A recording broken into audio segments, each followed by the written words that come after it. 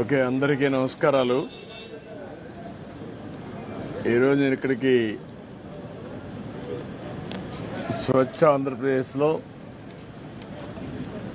కార్యక్రమాలు చేపట్టడానికి ఇక్కడికి వచ్చాను.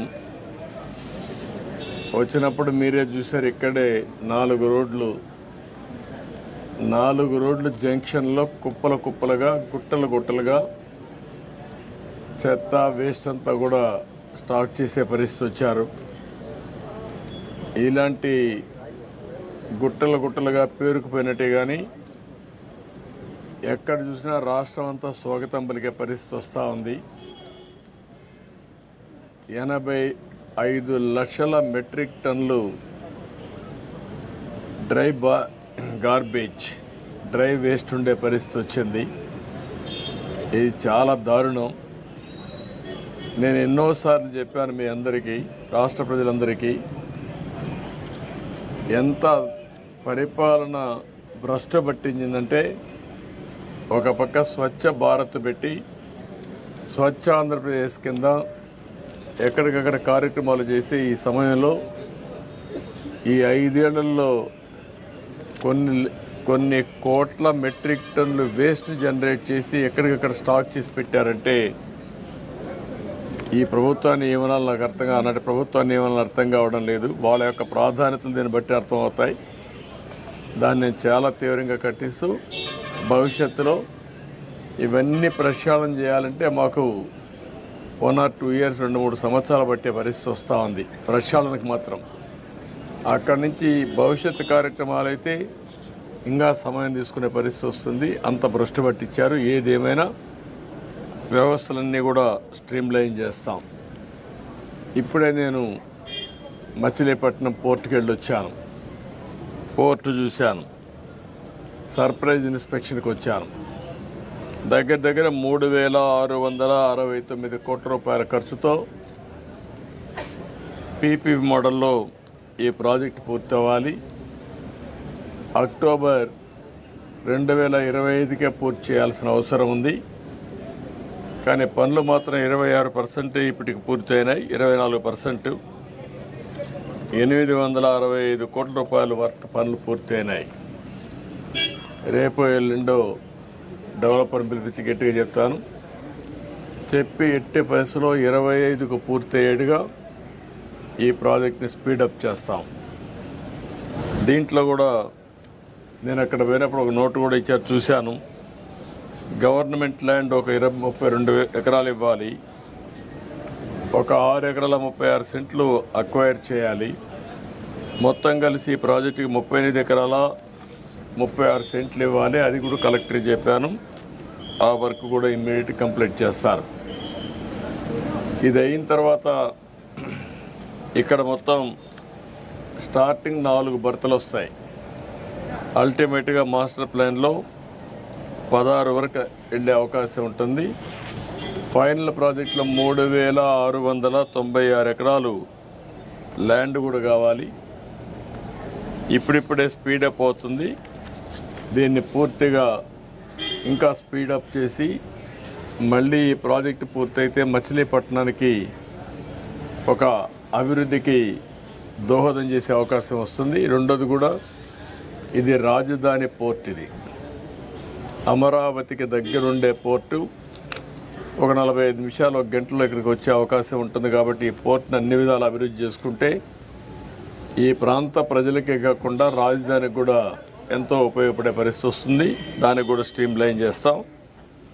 ఎక్స్టర్నల్ రోడ్స్ కానీ అదే మరి ఇక్కడ కావాల్సినటువంటి పోలీస్ ట్రైనింగ్ సెంటర్లో స్ట్రీమ్ లైన్ చేయడం కానీ, వాటర్ సప్లై కానీ ఇవన్నీ కూడా కొన్ని పెండింగ్ ఉన్నాయి. రెండోది ఇసుక కూడా కొరత ఉందని చెప్పారు. అవి కూడా ఇప్పుడు నేను కలెక్టర్ గారికి ఆదేశాలు ఇస్తున్నా.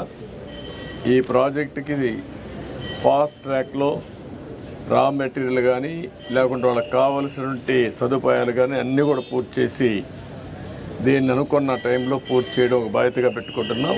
అది కూడా పూర్తి చేస్తాం. ఈ ప్రాజెక్టుని పూర్తి చేయడమే కాకుండా ఈ ప్రాంతంలో పరిశ్రమలకు కూడా మనం నాంది పెరిగితే ఎక్స్పోర్ట్ చేయడానికి వస్తుంది. కంటైనర్ పోర్టు కింద దీన్ని అభివృద్ధి చేయగలిగితే నాగ్పూర్ నుంచి కానీ తెలంగాణ నుంచి అయితే డ్రై పోర్ట్ కింద దీన్ని ఇంటిగ్రేట్ చేసే అవకాశాలు ఉంటాయి. వేరియస్ ఆపర్చునిటీస్ ఉన్నాయి. మన రాష్ట్రంలో కాకుండా నైబరింగ్ రాష్ట్రంలో ఏవైతే ల్యాండ్ ఉండే రాష్ట్రాలు ఉన్నాయో అవన్నీ కూడా చేసుకుంటాం. అల్టిమేట్గా ఈ పోర్ట్ని ఒక మంచి పోర్ట్గా అభివృద్ధి చేయాలని చెప్పి అనుకుంటున్నాం. అది కూడా చేస్తాం. అదే మరి సిటీకి నేను ఇంత మునిపే చెప్పాను, ఆ పనులన్నిటి కమిట్మెంట్ ఉంది, తప్పకుండా చేస్తాం. ఇది బ్రీఫ్గా ఈ పోర్ట్ గురించి ఎక్కువ ఎంఫసైజ్ చేయాలనే ఉద్దేశంతోనే మళ్ళీ ఒకసారి మిమ్మల్ని రమ్మన్నాను. మీరు రాలేకపోయారు. దీనికి ఎన్నో ఉద్యమాలు చేశారు, సంవత్సరాల కొద్ది ఉద్యమాలు చేశారు. దగ్గర 2 ఏళ్ళు 3 ఏళ్ళు ఉద్యమాలు చేస్తే ఆ రోజు పోర్ట్ని నేను ప్రారంభించిన పోర్ట్ని మళ్ళా మార్చారు. అయినా ఇప్పుడు మళ్ళీ దీన్ని డిస్టర్బ్ చేయడం నాకు ఇష్టం లేదు. అది విధ్వంసం అవుతుంది. ఆ రోజు చేసిన విధ్వంసం మళ్ళీ ఇంకొకసారి పునరావృతం కావడానికి వీలు లేదు. ఎట్టి పరిస్థితి దీన్ని పూర్తి చేస్తాం. కంటిన్యూ ఈ ప్రాజెక్ట్ పూర్తవుతుంది. పీపీపీ ఇది P4 అది కూడా వర్కౌట్ చేస్తున్న ఆ ఊరిని ఇప్పుడు టేకప్ చేస్తాం. ఫస్ట్ ఫేజ్లో ఆ ఊరిని టేకప్ చేసి మళ్ళీ రాష్ట్రం అంతా కూడా చేస్తాం. జనవరికి దీనికి లాంచ్ చేస్తాం ప్రోగ్రామ్ని. ప్రూఫ్ ఆఫ్ కాన్సెప్ట్ కింద నిమ్మకూరు ఫస్ట్ ప్రాజెక్ట్ కింద స్టార్ట్ చేస్తాం. ఇప్పుడు 4 బర్తులు ఉంది, అవే కంటిన్యూ అవుతాయి. ఏదైతే ఎస్టిమేట్స్ కూడా ఉన్నాయి, ఇప్పుడు పెంచాల్సిన అవసరం లేదని నా అభిప్రాయం. ఎనివే నేను రివ్యూ చేస్తాను. పోర్టుకు అనుసంధానంగా పరిశ్రమలు రావాలి, ఏమేమి రాగలుగుతాయని చూస్తాం. ఇప్పుడే బీపీసీఎల్ కూడా ప్రపోజల్స్ పెట్టాం. వాళ్ళు కూడా రిపోర్ట్ ఇవ్వాలి. ఆ రిపోర్ట్ వస్తే ఒక క్లారిటీ వస్తుంది.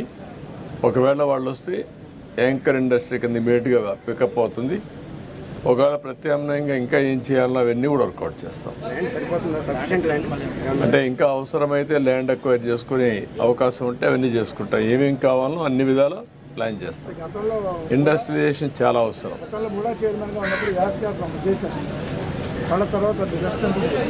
అందుకని ఇప్పుడు ఏంటంటే మెయిన్గా ముందు పోర్ట్ వస్తే చాలా ఇదవుతుంది. ఇప్పుడే మీరు చూసారు నేషనల్ హైవే వచ్చింది, దానివల్ల ఈజీ అయింది. రేపల్లె వరకు రైల్వే లైన్ కూడా వస్తే కనెక్టివిటీ ఈజీ అవుతుంది.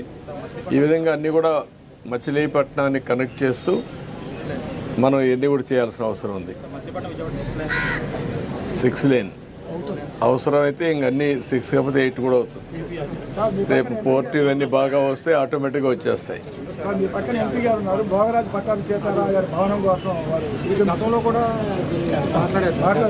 అది కూడా వర్కౌట్ చేద్దాం. ఓకే చేద్దాం. ఒకసారి తీసుకుని వీళ్ళు వైఎస్ఆర్సీపీ వాళ్ళు ఇక్కడ మన పోర్టు పోలీసు ల్యాండ్ ఒకటి తీసుకుని ఇది కట్టేశారు సార్ వాళ్ళ ఆఫీసు. అది ఇంతవరకు ప్రతి చోట కట్టేశారు. అట్లా 2 ఏకర్స్ తీసుకుని ఇలాంటి కింద ఉపయోగంగా ఉండే వాటి పరిస్థితి అది అసలు ఏ విధమైన ఎస్టిమేట్ కాస్ట్ వేసుకుని వాళ్ళకి వెళ్ళి కట్టేసేసారు. Private contractor land 2 acres proposal government దగ్గర నుంచి ఏమన్నా అసలు దాని గురించి ఏమన్నా అసలు మీ దగ్గర నుంచి పర్మిషన్ తీసుకున్నారా లేదా మున్సిపాలిటీ పర్మిషన్ ఎవరు పర్మిషన్ ఇచ్చారు? Who gives the permission to construct? మీరు ఇప్పుడు మాట్లాడాలి కదా సార్. అడిగాను సార్, అడిగాను సార్. అప్పుడంతా మీరంతా గమ్మునున్నారు sir. Because I am national media, because I don't care about అన్నీ. సరే మిమ్మల్ని కూడా మాట్లాడనే లేదు, మీరు కూడా ఇంట్లో నుంచి బయట రాలేదు. అందరి మీద మీరు అప్పటి నుంచి వచ్చి ఉంటే అంత పోరాడు ఉంటే మీరు ఆపలేకపోయాం కదా. మీరు కూడా దాన్ని ఏం చేయాలో డెఫినెట్గా యాక్షన్ తీసుకుంటా. ఏమ్మా కాదు, దీనికోసం కాదు. ఆ రోజు అందరం పోరాడాం, మీరు పోరాడారు, మేము కూడా పోరాడాం. అదే అన్నీ పోరాడాం. తప్పకుండా అది కూడా నేను ఓపెన్ మైండ్తో ఉన్నాను. నేను తెప్పిస్తాను, ఇన్ఫర్మేషన్ తెప్పిస్తాను. ఆ బిల్డింగ్స్ ఎట్లా కట్టారు అవన్నీ కూడా తెప్పించి ఏం చేయాలి డెఫినెట్గా. నేను మీరు చెప్పింది నాకు అర్థమైంది. ఇది ప్రజల ఆస్తుల్ని ఇష్టానుసారంగా దోచే పరిస్థితికి వచ్చారు, కరెక్ట్ కాదు. ఏం చేయాలి నేను చేస్తాను. దీనికి నేను చెప్పాను చాలా. One of the best college ఇది కాపాడుకోవాలి. ఇది తక్షణమే నేషనలైజ్ చేస్తాం. రాష్ట్ర ప్రభుత్వం తీసుకొని దీన్ని ఏ విధంగా ముందు తీసుకుపోవాలో తీసుకెళ్తాం. నేషనలైజ్ కూడా కాదు, ప్రైవేట్ కాలేజీ కూడా కాదు. ఇది ఇది గవర్నమెంట్ సొత్తే, ఇది ఎండోమెంట్లో ఉంది. మళ్ళా స్టేట్ తీసుకుంటాం, మొత్తం డెవలప్ చేస్తాం. ఏవైతే బినామీ ఉన్నారో అందరినీ కూడా తీసేస్తాం, ప్రక్షాళన చేస్తాం. మళ్ళీ పూర్వ వైభవం తేవడానికి గుర్తుండే విధంగా దీన్ని డెవలప్ చేస్తాం. ఓకే, ఎండోమెంట్ కాబట్టి తీసేసుకుంటాం, ఇమీడియట్ తీసేసుకుంటాం. Thank you.